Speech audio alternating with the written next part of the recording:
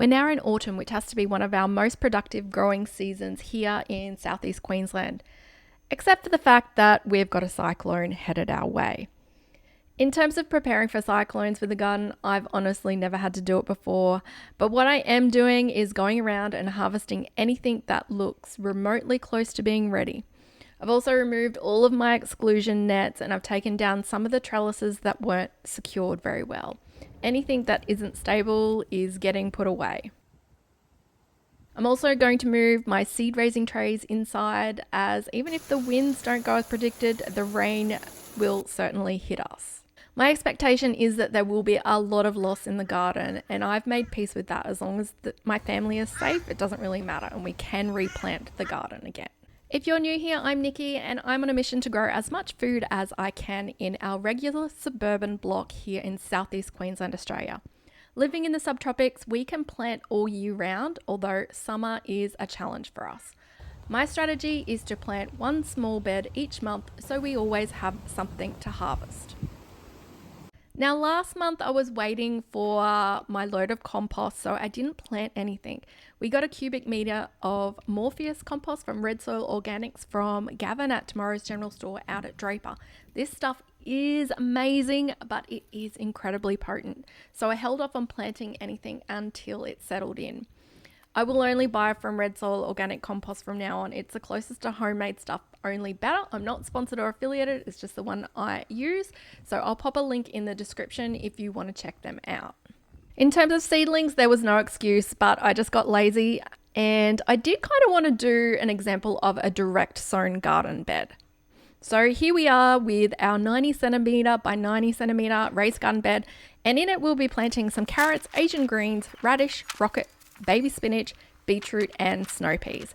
Yes, I jammed a lot in here, but by the time the carrots and the beets get going, we will have already harvested a lot of things. In terms of bed prep, I topped this garden up with compost and just lightly loosened the soil.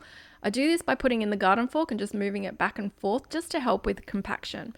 We do no dig garden beds here and we simply layer up, we don't turn over our beds. As the compost was very strong, I did put seed raising mix where I intended to sow my seeds. On my northern side, which will get the most amount of sunshine during the cooler months, I'm going to start with a row of carrots. I love this variety called Karuta. It's a smaller variety with a lovely deep color, which makes it perfect for baby carrot harvest as part of the thinning process. I popped some seed raising mix as a base in a little trench, and I sprinkled the seeds quite densely. I've then added some mycorrhizae to help them along. Carrot seeds can be super tricky to germinate as they need constant moisture and they do take a while. Someone suggested using a vermiculite mix over the top of the carrot seeds to keep them moist. In the past, I've used shade cloth or just regular seed raising mix. I only had a mix of perlite and vermiculite, so I'm going to try with that. But I will still keep my watering can nearby, fully filled, so whenever I walk past, I can just give them a bit of water. For the next row, I'm going in with some Asian greens, so specifically the Pak Choi Canton White.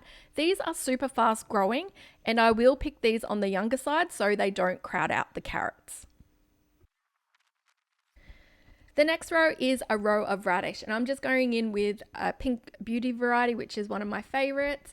Again, it is a very fast grower and we should be harvesting these in around 6 to 8 weeks. Now I'm going to do a row of pick again. So I'm alternating with rocket seeds and baby spinach.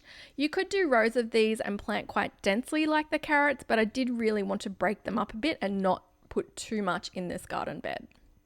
Next up, we're doing a row of stock standard beetroot, which is the red Detroit. It's a very easy one to grow. I'm planting these quite densely because I do have old seed that I wanted to use up. I'm not sure how they're going to go with germination, but if they do all sprout, I will probably have to do some thinning here.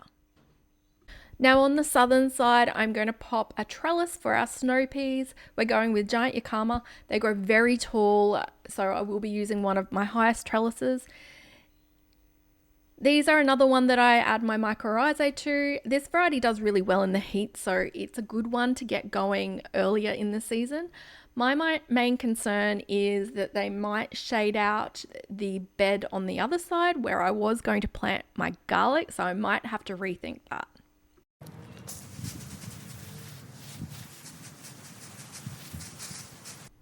That's our March bed all planted out. So now we're going to head to the greenhouse. Again, I am behind on the planting. I would have liked to have had a lot of these growing last month, but in we go with some kale, a Swiss chard, and some cabbage. I am swapping over from loose leaf varieties now with headed varieties of lettuce, so your things like cos and iceberg. I'm just going with a standard cos because it's one of our favorite ones to eat. We're also going to go in with some spring onions and some baby spinach. Then it's on to the start of our cool season staples, that's broccoli and cauliflower. We're going with an heirloom variety of broccoli called Diciccio. This year it has a smaller head, but it is a great cut again type, so you do get a lot of bang for your buck. It's also an heirloom, so that means it's really good for saving seeds, unlike a lot of the other hybrid varieties. The cauliflower I'm going with this year is just a standard snowball. I do prefer the 60 days variety here in the subtropics as it grows a lot faster, but unfortunately the seed that I saved from last year got water damaged and I wasn't able to salvage enough. Last but not least, I'm going in with tomatoes. Yes, tomatoes in autumn, that's when I grow them. I really should have got them in last month, but we'll see how we go. I usually plant all my big tomatoes over autumn so I can use them in preserving. I love the San Marzano for this purpose. I'm also going to get in a couple of cherry tomatoes on the go as well, as we always eat those. We're going with a cherry Roma and a honeybee, which is a yellow variety.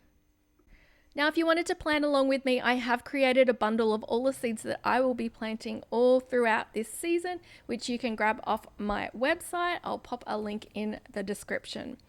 Later this month, we will be planting our garlic. I usually plant that after the autumn equinox, which is late March, but we will see how the weather is doing when we get closer to that date.